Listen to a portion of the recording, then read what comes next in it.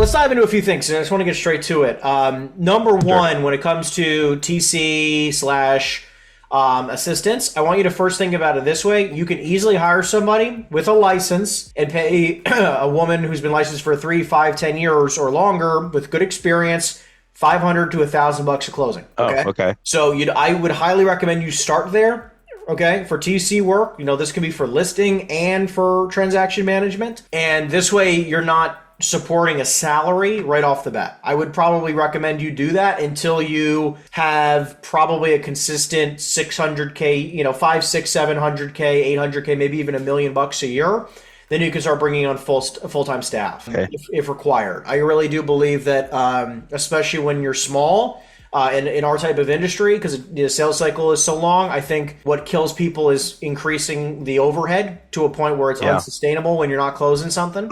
So I think it's really smart to just do you could do per transaction, and you can hire VAs to do a lot of the minimal stuff. I'd probably recommend a VA for the marketing, which can even help you with pulling lead lists, posting on social media, whatever it is. I'd highly, highly, highly recommend that. Like, just to give you some reference, like, I wish my younger self knew these things, because I was taught by people who were making roughly between 600 and 2 million a year, 3 million a year.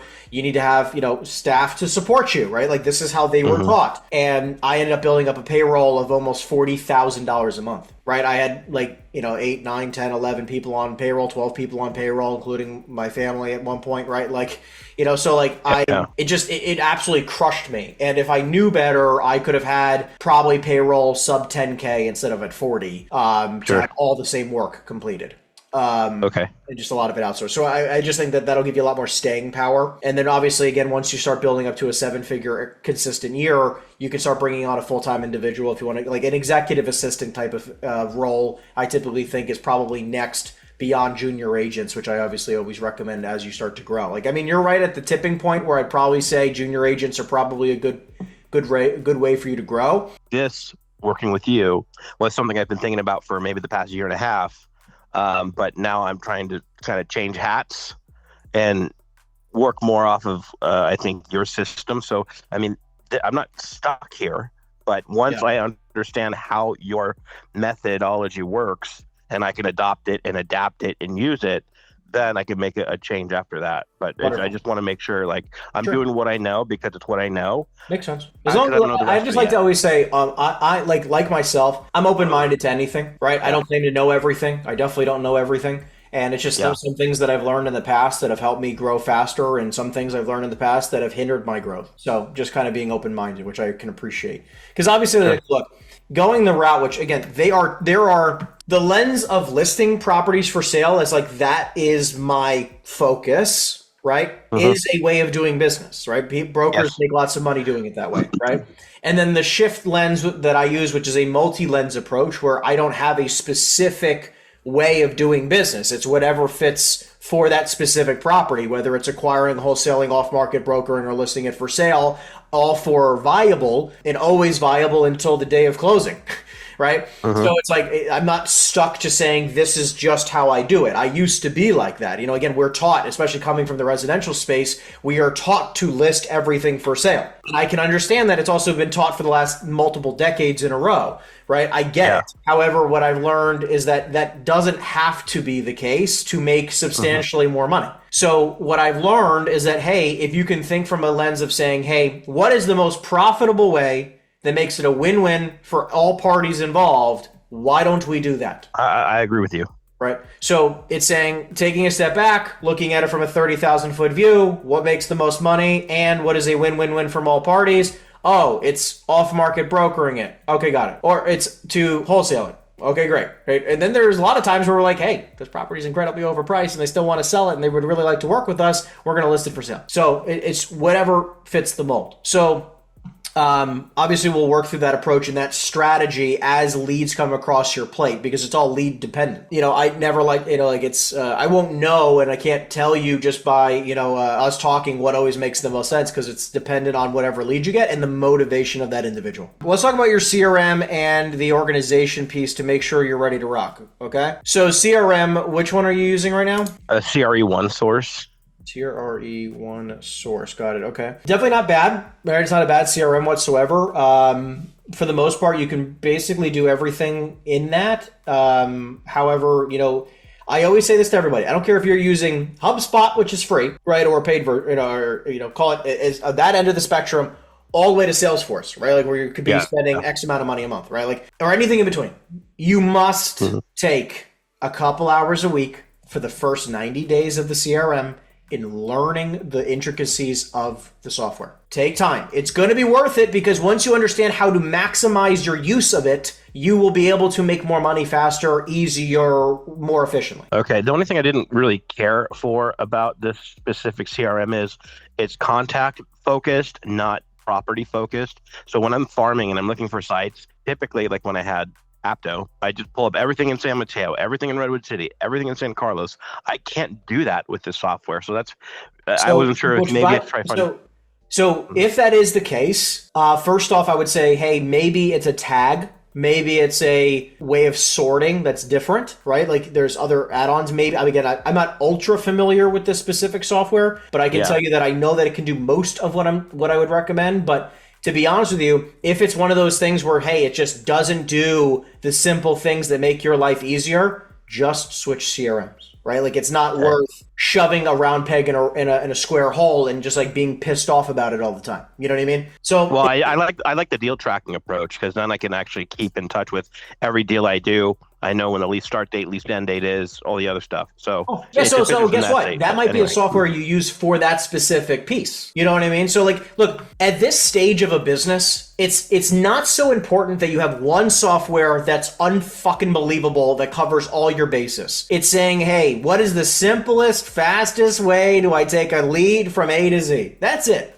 Right? Like, and just do that process over and over again, because what's going to occur is when you have a fat bankroll, right, and you're consistent, because right now it's not really about what software you're using. It's not really about the, plugging all these small efficiencies. To me, most of the time, up until about $1 million a year, you have a lead problem. And whether it's buyer or seller lead problem or both, but you have a lead problem, right? Once you start 100%. Getting to a 7-figure plus business, now you're like, hey, this is when I take a step back and go, hey, what is the best software for me to invest in? What is the best staff member that I can bring on to help me grow? Who is the best accountant and financial advisor that I can get? And you start making these adjustments. It doesn't really change much when you're at this stage, right? So it's really, let's plug the lead problem issue, like that hole in the business, first. That's always first. And by the way, that might take 3 years to fix, right? Which could be, you prospecting 10 hours a day for the next 3 years. It could be you plus, 2 agents, 10 agents, 30 agents prospecting for a period of time. Like the leads, that quote issue, that hole that we need to plug might take some time, because obviously, especially in our business where, our sales cycle is 6 months, right? Like we have a much longer sales cycle than some other businesses. Let's fix that issue. Once that lead issue is solved, right, it's much easier to then come back and say, hey, I've got $400K in cash. I can invest X amount of money a month or one time to invest in the best software to make things most efficient, the best staff member to help build the company, make things more efficient, the best financial, right? Like, so up until that point, it's more so of like saying, like, we're in speed mode right now. We're in a speed boat. We don't need to be in a cruise ship, right? Yeah. We're like, right now it's just moving as fast as freaking possible to the goal, where like a lot of the small stuff isn't that important. Let's get to a place where, like, on a regular basis, like if we're talking about more organization and stuff like that, the whole purpose is saying, look, if you take the next 7 days, and we just all spell this out, right? Do you have like a standard operating procedure? In what sense? So like, just like as in like a new agent comes on board and say, hey, this is how you generate leads. This is what happens after you generate leads. This is where so typically goes. What I do is I try to take them out into the market with, basically flyers, because industrial is different from every other product type in the sense of you typically see the owner operating out of the space. So what I usually do is I go with that specific person I'm training with marketing flyers, business cards, and have them go out there, introduce themselves, try to figure out who's moving, why they're moving, if they look like the space is too small, etc. So that's my normal modus operandi in that sense. In regards to the cold calling, typically we do and this is why I like the organization I'm with. They do a majority of the investment training, so I don't have to get into the weeds with that junior for everything. So it gets them up to speed pretty quickly, so they can sound knowledgeable on the phone without stammering or stuttering or getting confused about what they're trying to say. I mean, that's usually what I do. And then when I feel like they can independently have a conversation with somebody and not sound like a complete like dumbass, then we're good. So that's usually what I do. And then on my own time, usually what I'm doing is calls in the morning. Although I haven't been super consistent because of moving around companies. I just moved to Sunnyvale from another place in Foster City. So, I mean, everything's kind of upside down right now, which is really screwing me up. But I mean, my normal schedule is similar to what you were outlining in, I don't know, videos from maybe about a year or so ago. And I've been trying to hold that as consistently as I could have been. But I mean, now it's like either put up or shut up. I'm tired of trying. I want to just do it. Yeah, I mean, look, if you're not going to be putting up 3 hours a day worth of calls, like you're just not going to generate enough leads to sustain a business doing $1 million a year like your goal is. Like it is going to take, you need to be generating somewhere in the vicinity as a team, 40, 50, 60, 80, 100 leads a month right now. Because like think about it. I think last year you said you did, 3 total deals? Yeah, I did 2 sales. Two sales and I did 5 or 6 leases, but they were small. They're insignificant. No, it doesn't matter. Yeah. So I'm saying, okay, so the 2 trend. So like if you take previous, right, and we look back in history, right, it will predict the future for you. So it's like, do you know how many leads you generated in totality last year? Did you have a rough idea of roughly on a monthly basis what you'd probably consider how many leads you generated roughly? At least 10 in terms of listings. Okay, so they think about it like this, right? So 10 leads, right? Like 10 listing leads a month. Okay, so 10 seller leads a month. That means you generated 120 leads last year. Again, we're ballparking. Maybe this is 100% accurate, maybe it's slightly off, but just to give you... Oh, you said per month. I was thinking per year. No, so I was nowhere near on that level. So, so last year you generated 10 listing leads? Yeah. And that's part of the reason why I had to get the hell out of there. So I was only at that other company for maybe 9 months before I moved over to Marcus. But again, that's what the inconsistency was. I kept moving shops. So I went to like 3 different companies. So I screwed myself. So I understand. So I'm just saying, think about it like this, though. I mean, which is good news. Yeah. You generated 10 leads last year. Yep. Okay. You closed 2 deals, dude. Dude, that's a 20% closing rate. It's insanity. Yeah, but $200K, I'm still living like a freaking broke piece of shit, Yeah, but I'm saying, do you understand how amazing of an opportunity is in front of you? Now it's like, hey, do you understand, like my team, we generate 4, 5, 6, 800 leads, 1,000 leads a month, like 2,000 leads a month, right? Like, depending, right? Like, so it's just, what I'm trying to say. The conversion to something is, that is pretty decent. No, it's amazing. It's not just decent. It's amazing. So it's like, if you understand, like you need to be generating 10 leads a month. 10 leads a month is 2 closed deals a year. That's $200,000 a month. Yeah, I know. Right. That's what my business plan is kind of modeled after. Yeah. So it's like, but like, look, then if you like, this is where we just take a step back and it's like, look, business in this industry, this business is so freaking simple. If you want to make $200,000 a month, what is the only priority right now in your business? Lead generation, calling. That's it. So every minute that you're not doing that, you're not going to make $200,000 a month. Every minute. Yep. There is nothing more important than you just sitting at a computer, picking up the phone, slamming phones, and or going knocking doors. That's it. Well, the challenge with the approach that I have is the sites that I am digging up, they're large development sites, right? Or repositioning. And I found all of these deals for all these REITs and developers and whatnot. And then they all sounded super excited and ready to go. And then they said, oh, we're going to wait until next year. We're not going to be deploying capital this year. And I'm this fucking light. And I'm just like, what the hell am I doing? So I was like, I got a site in San Francisco. It's huge. But the guys that I lined up to buy it, they said, oh, well, we're going to wait till next year. Like, what the hell? So listen. And no one's going to list it. It's like institutional stuff. The problem is not that they want to wait. The problem is that you only have so many leads. Oh, yeah. Uh-huh. Because there are, by the way, because what you heard, we're going to wait till next year. I hear every year and have heard every year for the last 10 years in the business. Right. And you're going to hear it next year and the next year and the next year. Right. Like the only reason why it's affecting your growth is because you only have so many people you're speaking to, because there was plenty of transactions that occurred. If you looked at data of the sales that occurred last year, it's not like they stopped in September. I agree. So, a lot of business in October, November, December, right? So it's about finding those people who are transacting, because clearly you're not speaking to them, right? So I would agree. I'm saying you have, I would literally take whatever is in your schedule, scrap it, and say, I need to figure out how to put 80% of the hours I'm going to work. If you're like, hey, I'm going to work from 8 to 6 today. I don't care if it's 8 to 2. I really don't care. Like, it's not even about that. It's about the percentage of the time and how effective and efficient you are with that time. No matter what your day looks like, you must find a way to put 80% of your time blocked hours working into lead generation. I don't give a shit if it's cold calling, warm calling, door knocking. I don't give a hell shit, whatever you want to say.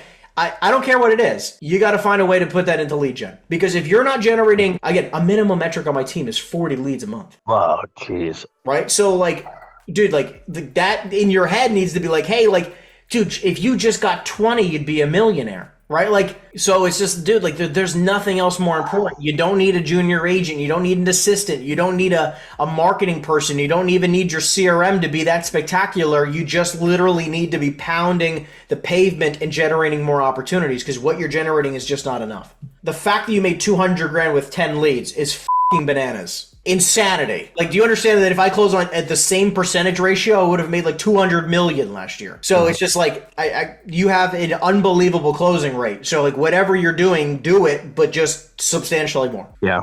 Okay. Well, and also in terms of the dialing and stuff, you guys are using those the Mojo dialer, right? So here at Marcus, I can't legally use it. Though I was thinking of maybe doing that outside of the office and seeing if I can get some kind of additional leeway that way. But I would recommend it. This is, to be honest with you, this is one of my big hang-ups about the big corporate companies, which is like, they just have the weirdest rules. Why are you offended that I'm using a dialer to be more effective with my time? I mean, literally, it's 2025. Cars drive themselves, okay? Like, AI literally makes calls on the behalf of the largest companies in the world, and I can't use something that makes my life easier. Like, it makes no sense. It's like, I'm telling you, the way I hear it is like, I can't use my cell phone. You must use the office phone. Like, what are you, out of your fucking mind?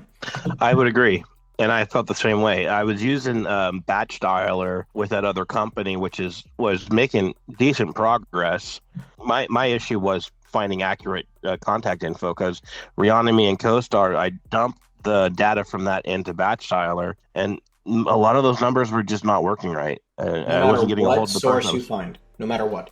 Okay, no matter what source you find, you are always going to have a 20 or 30% rate of correct numbers, period. Okay, unless you're willing to spend $5 a lead, you're probably going to have some 20 to 30% hit rate whenever you're dealing with those types of leads. So what I was thinking of was maybe collecting that list via Excel from CoStar and have a virtual assistant kind of scrub the list. Do you guys do that? Is that something that makes sense? I'll say it to you like this, okay? We've done it all. We've had lead lists, then we have a VA call it, and then they sort it, and then they confirm numbers and whatever. At the end of the day, it's like, dude, just hit the list, right? Like, you're only going to pull a list of 1,000. I'd be like, dude, like, some of my guys are making 500 calls a day. So it's like, dude, like, if you're pulling a list of 1,000, that's 2 days. Like, what is it saving me? So it's just, keep in mind that, like, there's the pro-con additional extra effort. It's like, stop looking for reasons to not just make the calls. It's like, I'm just thinking in terms of being thorough for farming the market.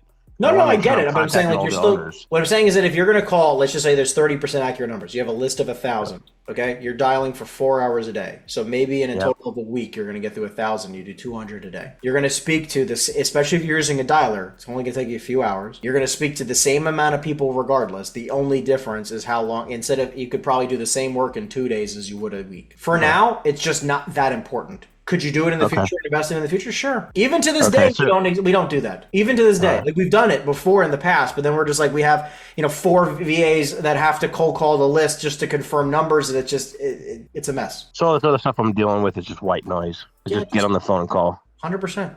For right now, yes.